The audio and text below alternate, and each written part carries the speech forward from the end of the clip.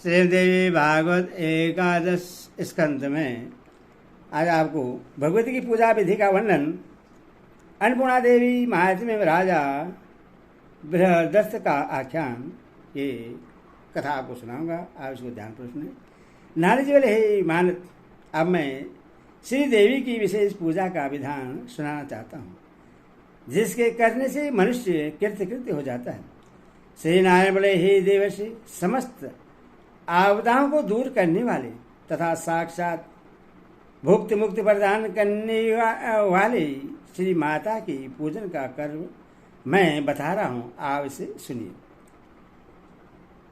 वाक्शयमी को सर्वप्रथम आचमन करके संकल्प करने के बाद भूत शुद्धि आदि करनी चाहिए। पुनः अपने मार्ग का न्यास करके षष्ठक न्यास करना चाहिए। तत्पश्चात बुद्धिमान पुरुष को चाहिए कि संघ की स्थापना करके कलश स्थापना करने के अनंतर अस्त्र मंत्र से समस्त पूजा द्रव्यों का पोषण करें। इसके बाद गुरु से आदेश प्राप्त करके पूजा आरंभ करनी चाहिए। पहले पीठ पूजन करके बाद में देवी का ध्यान करना चाहिए। भगवती को भक्ति तथा प्रेम से युक्त होकर आसन आदि उपचार अर्पण करने के पश्चात पंचामृत तथा रस आदि से उन्हें स्नान कराना चाहिए। जो मनुष्य पौंड नामक गन्ने के रस से भरे हुए 100 कलशों द्वारा भगवती महेश्वरी को स्नान कराता है, वह पुनः जन्म ग्रहण नहीं करता।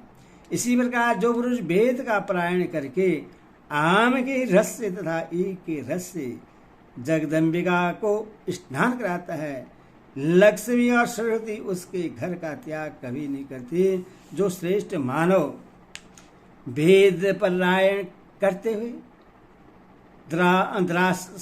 रस से भगवती महेश्वरी का अभिषेक करता है, वह अपने कुटुंब सहित उस रस में विघमान रेणु की संख्या के बराबर वर्षों तक देवी लोक में प्रतिष्ठा प्राप्त करता है। वेद पारायण करते हुए जो पुरुष कपूर, अगूर, केसर, कस्तूरी और कमल के जल से भगवती को स्नान कराता है, उसके सैकड़ों जन्मों से अर्जित पाप भस्म हो जाते हैं। जो पुरुष वेद मंत्रों का पाठ करते हुए दुग्ध से पूर्ण कलशों से देवी को स्नान कराता है, वह क्षीर सागर में कल्प प्रयत्न निरंतर वास करता है। जो वन भगवती को दधि से स्नापित कराता है, वह दधि कुलिया नदी का स्वामी होता है। इस प्रकार जो मनुष्य मधु से, घृत से और तथा सकरा से भगवती को स्नान कराता है, वह मधु, कुलिया आदि नदियों का अधिपति होता है।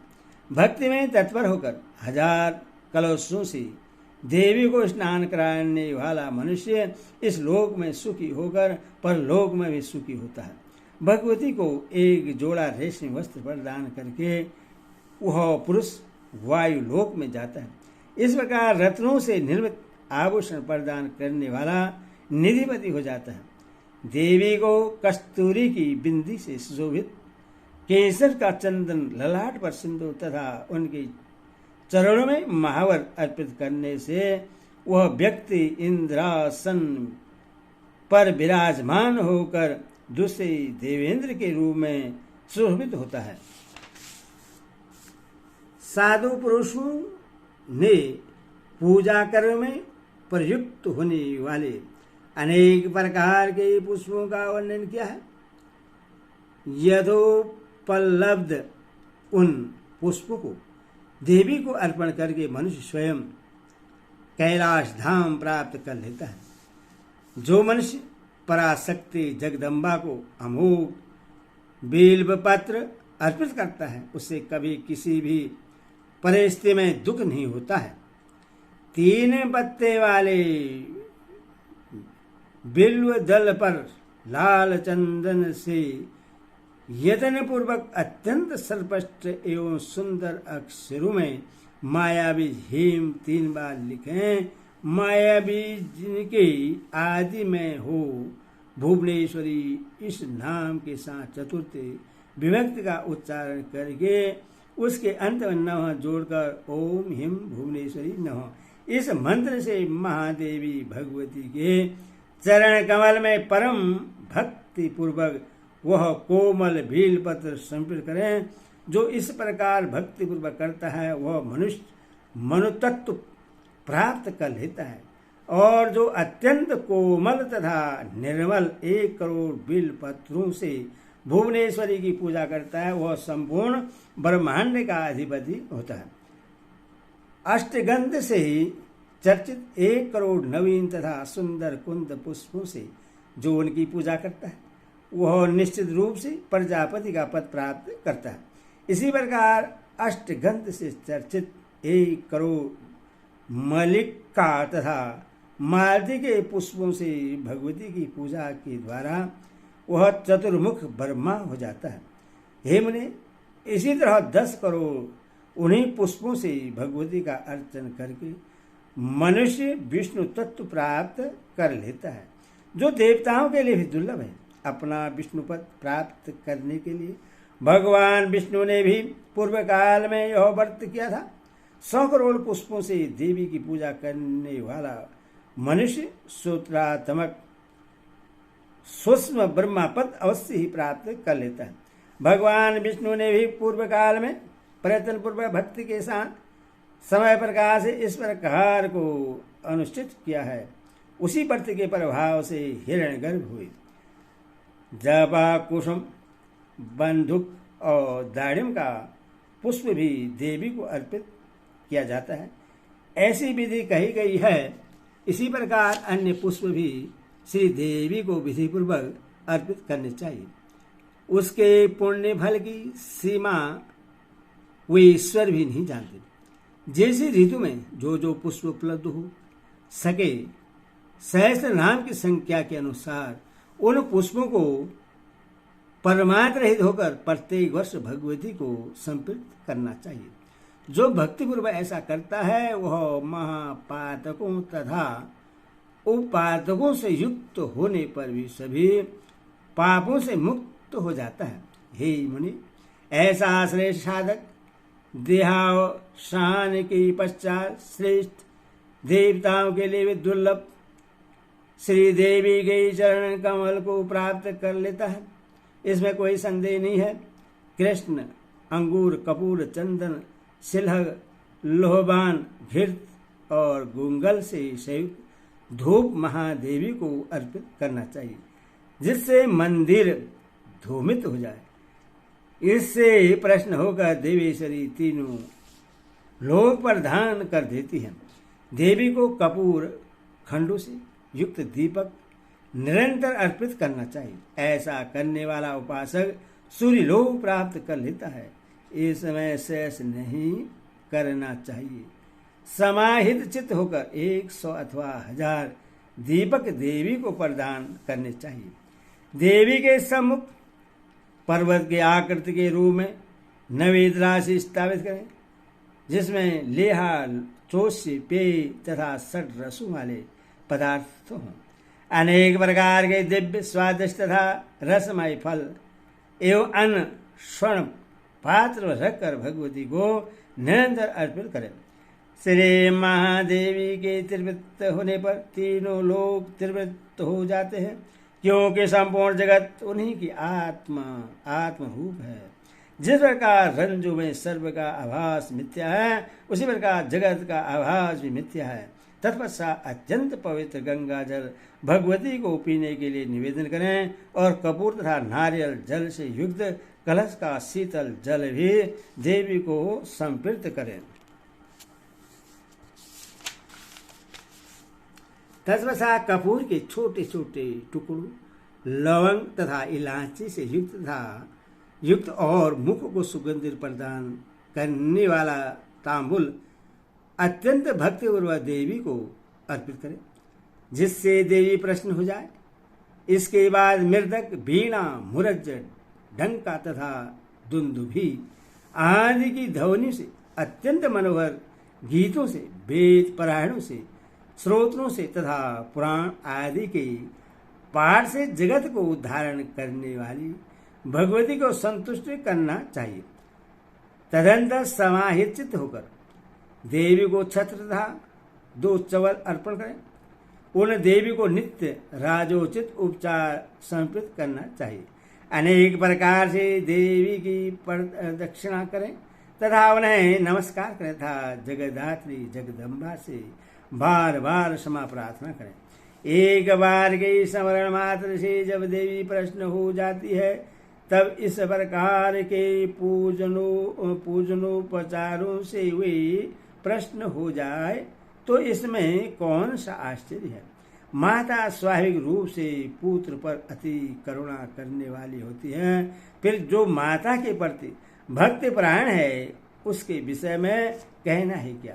इस विषय में राशि बृहदर्श से समंत एवं रोचक तथा भक्ति प्रदायक सनातन पुराणिक आख्यान का वर्णन आपसे करूंगा।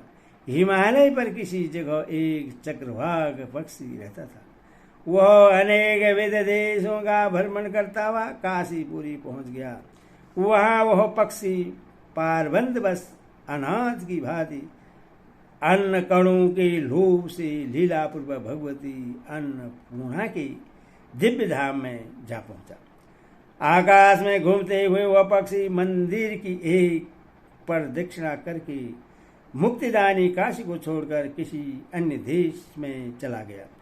कालांतर में वह मृत्यु को प्राप्त हो गया और स्वर्ग चला गया। वहां एक दिव्य रूपधारी युवक होकर वह समस्त सुखों का भोग करने लगा। इस प्रकार 2 कल्प तक वहां सुखोपभोग करने के बाद वह पुनः पृथ्वीलोक में आया। क्षेत्रियों के कुल में उसने सर्वोत्तम जन्म प्राप्त किया और पृथ्वी मंडल पर बृहदर्थ नाम से प्रसिद्ध हुआ।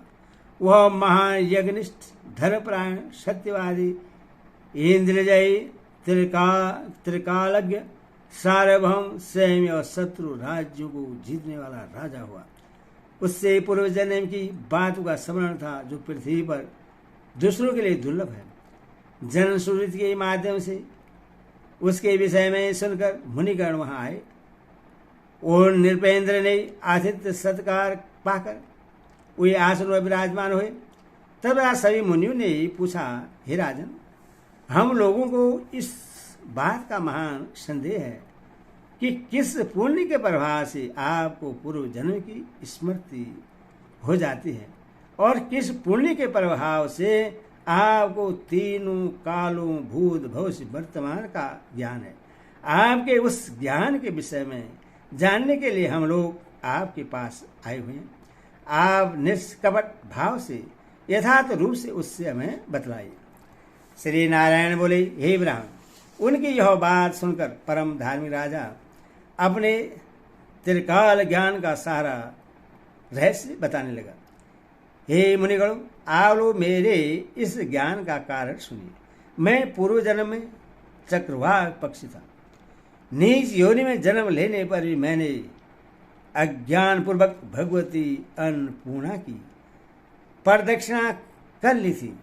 हे सुवर्तो, उसी पुण्य प्रभाव से मैंने 2 कल्प रत्न स्वर्ग में निवास किया और उसके बाद इस जन्म में भी मुझ में त्रिकालज्ञता विद्यमान है। जगदम्बा के चरणों के स्मरण का कितना फल होता है इससे कौन जान सकता है। उनकी महिमा का स्मरण करते ही मेरी आंखों में निरंतर आंसू गिरने लगते हैं, किंतु उन कृतघ्न तथा पापियों के जन्म को धिक्कार है जो सभी प्राणियों की जननी तथा अपनी उपास्य भगवती की आराधना नहीं करते। न तो शिव की उपासना नित्य है और न तो विष्णु की उपासना नित्य है। एकमात्र परा भगवती की उपासना ही नित्य है, क्योंकि श्रुति द्वारा वे नित्या कही गई है। इस संदेह रहित विषय में मैं अधिक क्या कहूँ। भगवती के चरण कमलों की सेवा निरंतर करनी चाहिए। इन भगवती ने बढ़कर इस धरातल पर श्रेष्ठ इन भगवती से ही बढ़कर इस धरातल पर श्रेष्ठ कुछ भी नहीं है। अथवा 100 गुणा अथवा निर्गुणा किसी भी रूप में उन परा भगवती की उपासना करनी चाहिए। श्री नारायण बोले, उन धार्मिक राशियों का यह वचन सुनकर प्रश्न हृदय वाले वे सभी मुनि अपने अपने स्थान पर चले गए। वे भगवती जगदम्बा इस प्रकार की प्रभाव वाली है तथा उनकी पूजा का कितना फल होता है, इस विषय में न कोई पूछने में समर्थ है और न कोई बतलाने में समर्थ है। जिनका जन्म सफल होने को होता है, उन्हीं लोगों के मन में देवी के प्रति श्रद्धा उत्पन्न होती है। जो लोग वर्ण शंकर जन्म वाले हैं, उनके मन में देवी के प्रति श्रद्धा नहीं उत्पन्न होती। इति श्रीमद् देवी भागवत महापुराण षष्ठादशस्थान सहितायामेकादश स्कंदे देवी मातं बृहदत्त कथा नाम अष्टादश अध्याय।